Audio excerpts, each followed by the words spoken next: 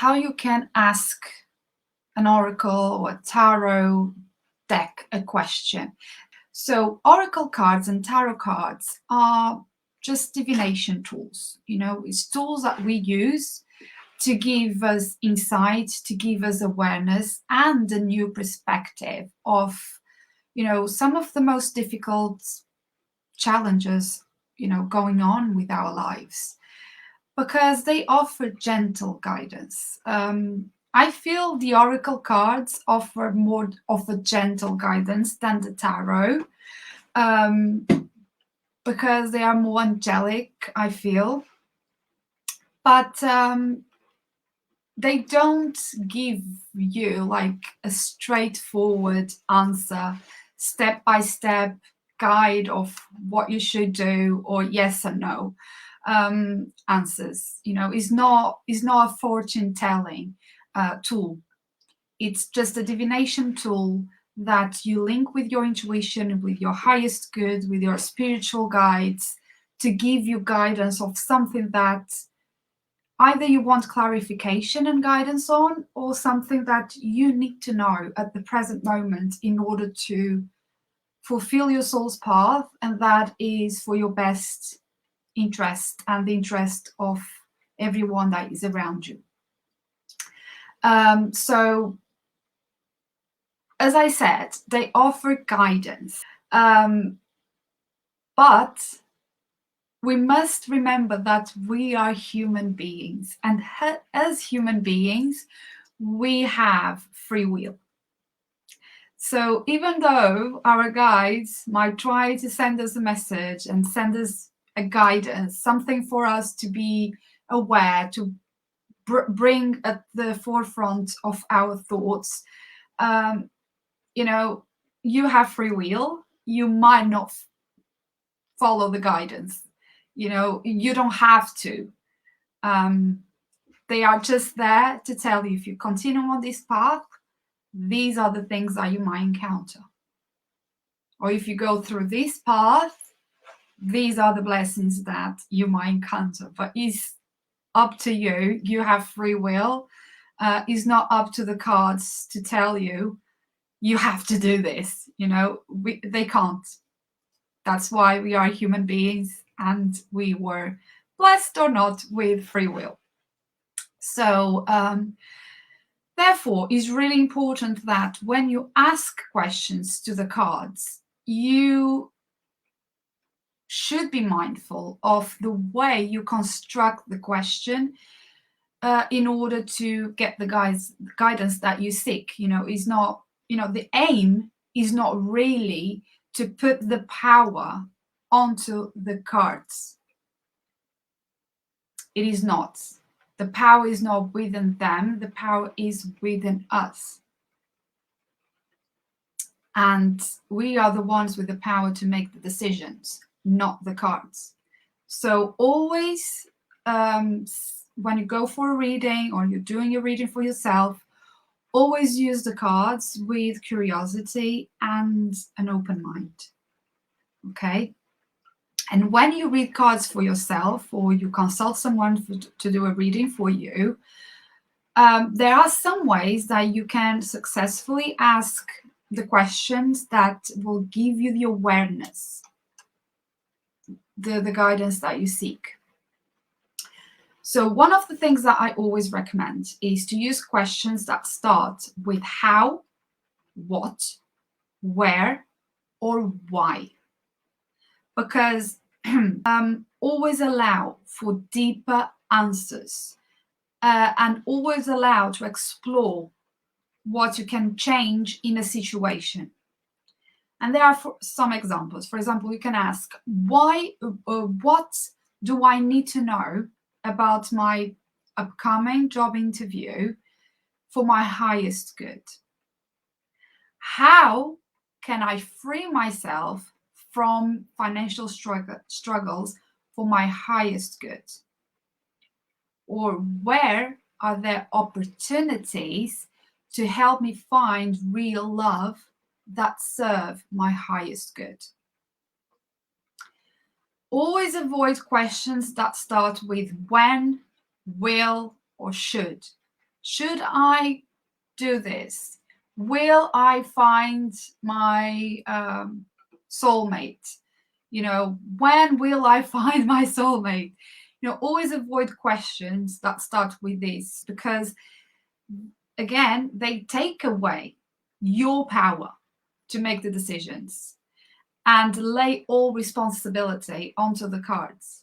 And that's not what the cards are about. They are about giving you the guidance that you need.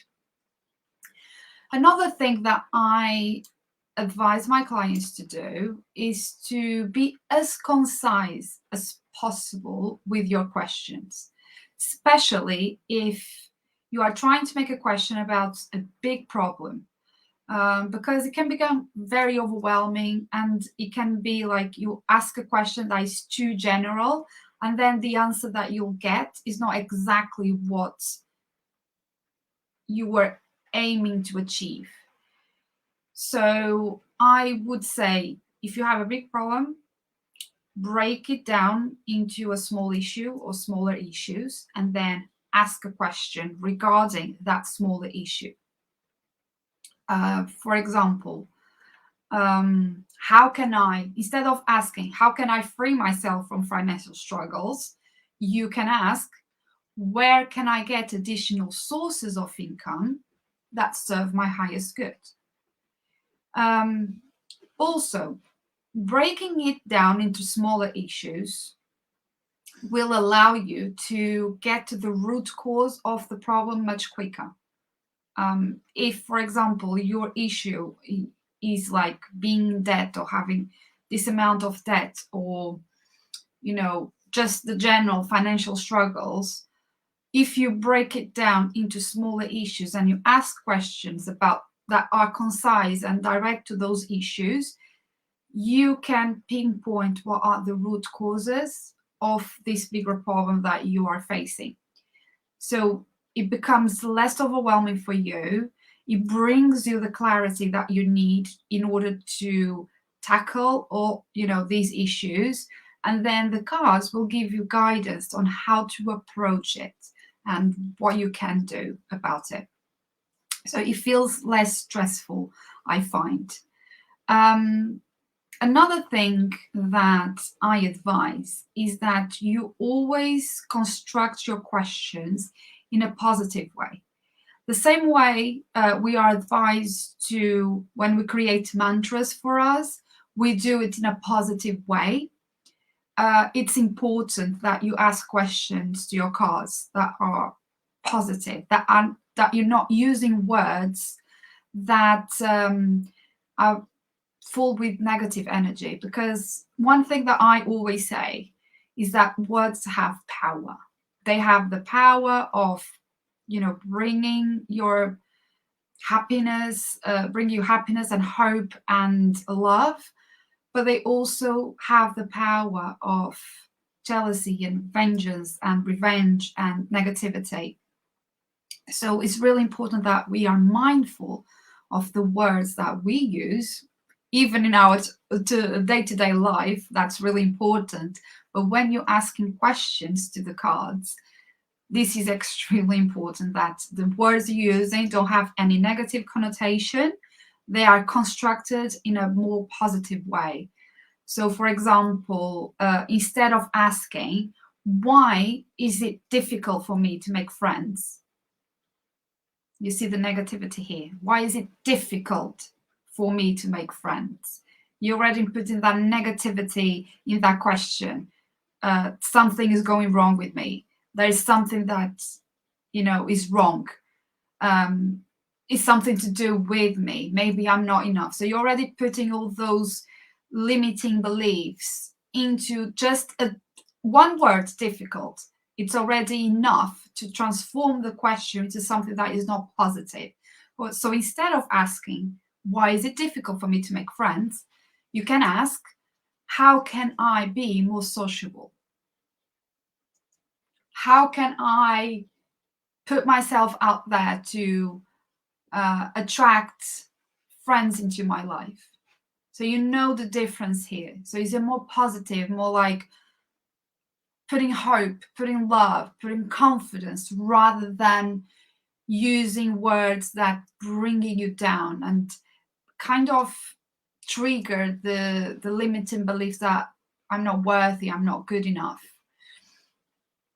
I also have some clients that come to me, as I said in the beginning, I think, that feel they don't have any particular concerns, particular challenge or worries. They would like to get a reading, but they don't know what to ask. And this is completely normal. Even for me, when I'm doing readings for myself, sometimes I don't have like anything specific to ask questions, but there is a way of getting advice and getting guidance from your cards, even that you don't have any particular question or situation that you would like to inquire about. So if you don't have anything like this, and we all have it at some point, you can ask questions such as, what guidance do my spiritual guides want me to know for my highest good? Or what energies are surrounding my life right now?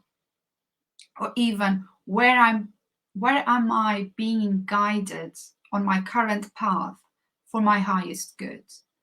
So they are more like spiritual. They are more like going within and really trying to connect with your intuition and your spiritual guides, with your soul essence, trying to gather more of a spiritual guidance and knowing.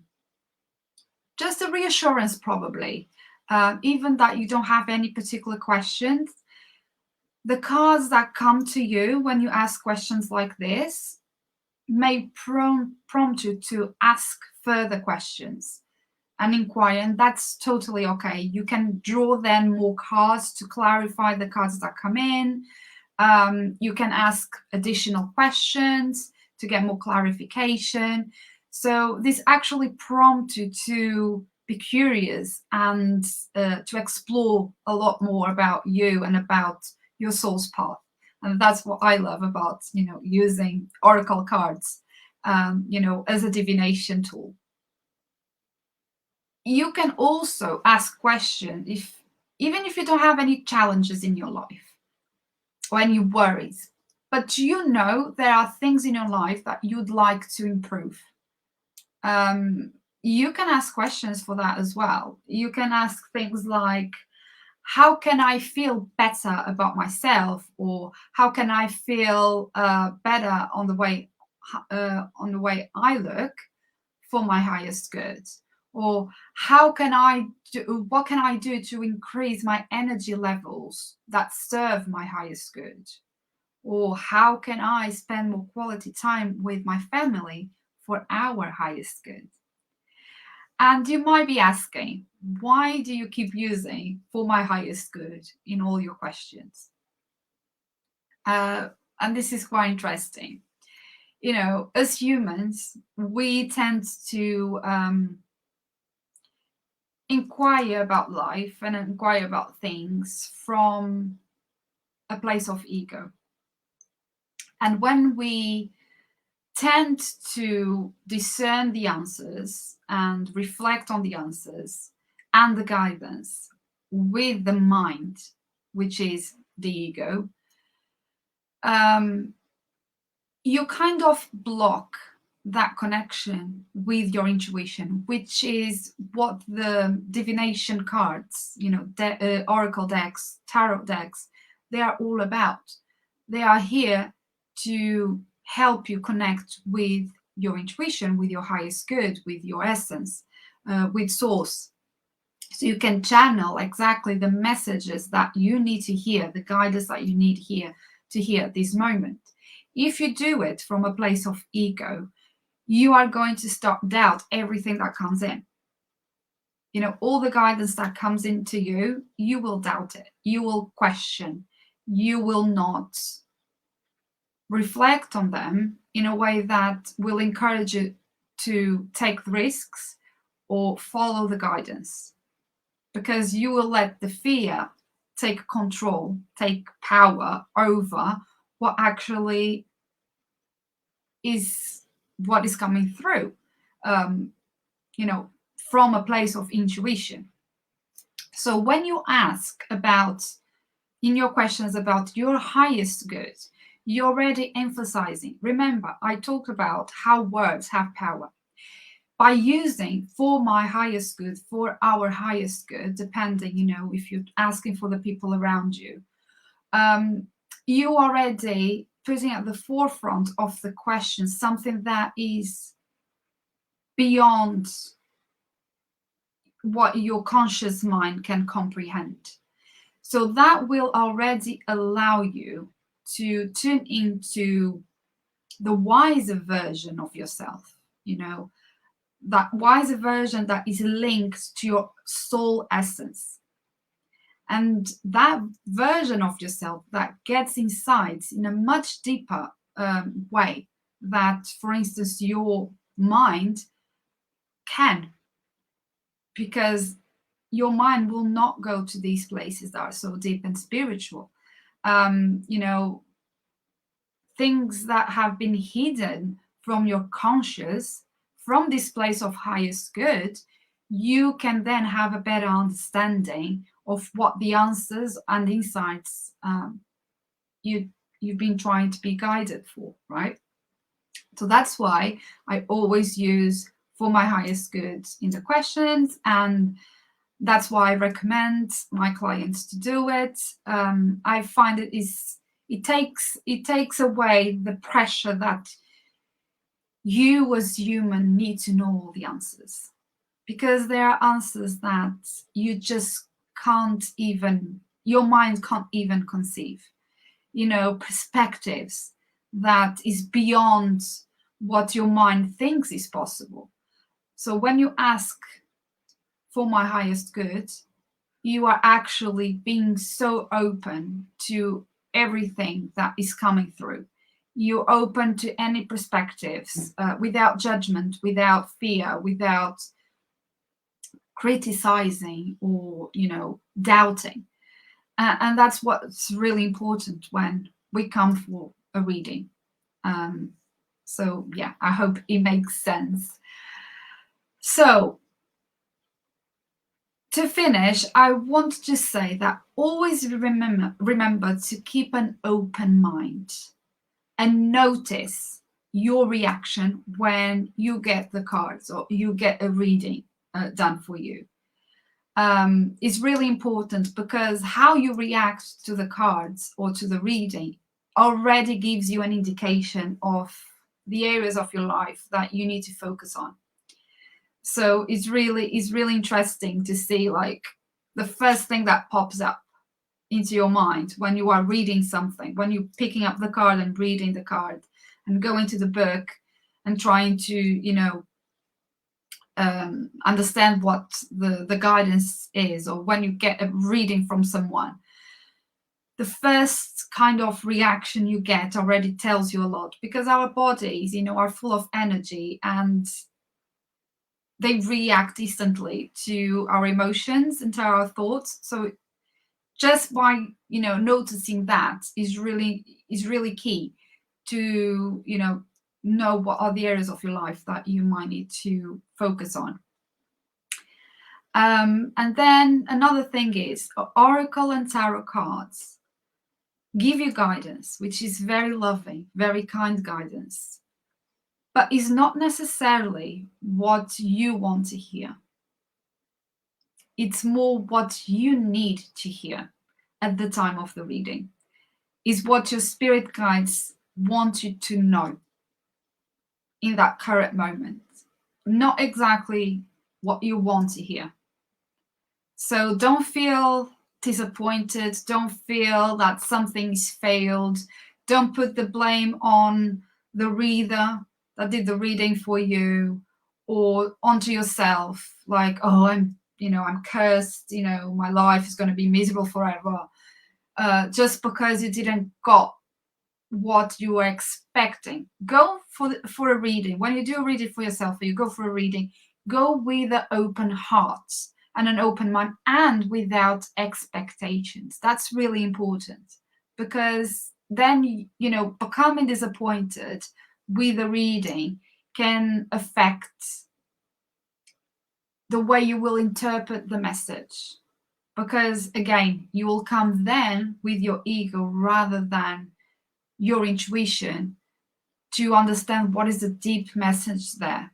Because only you can discern what is relevant and not relevant to your life at that moment. And another thing I would like to point out is that there is no time intended for a reading. Sometimes I do readings for myself and for others, and most of the times they are not instant things like you're doing a reading is about your life right now. It's more like from months ahead, because it's guidance of if you carry on this current path, this is what you're going to encounter. So it's been reported to come past to like 12 months ahead.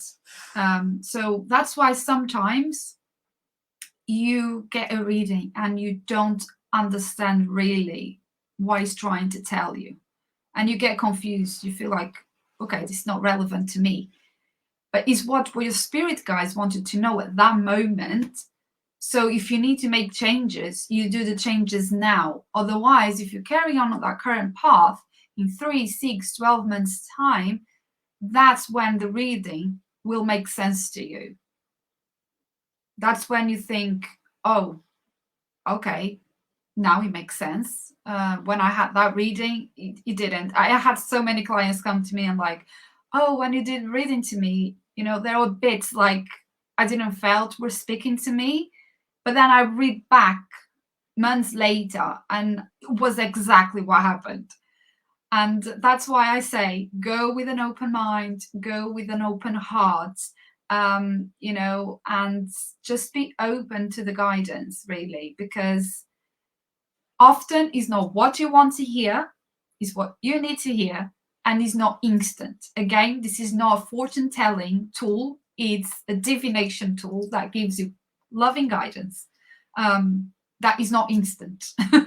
So yeah, that's what I always say. So yeah, I would like to say September is my birthday month. By the end of the month, 28th is my birthday, and I decided to run a special offer, running through September, where I'm offering 1 question with 3 card spread oracle reading for only £10.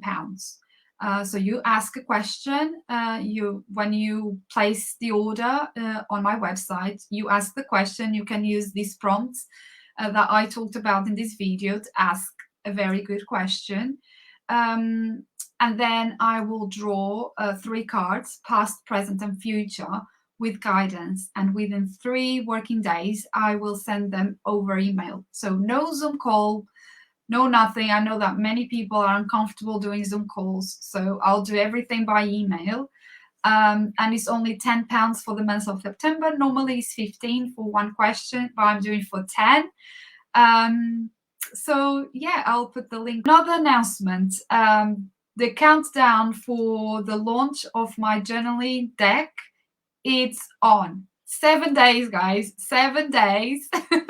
7 days countdown right now for the to open the pre-sale, and I have some things planned for this group, so keep your eyes open for it. And if you're not on the waiting list, just get yourself in there, because you're gonna get a great bonus if you are on the waiting list.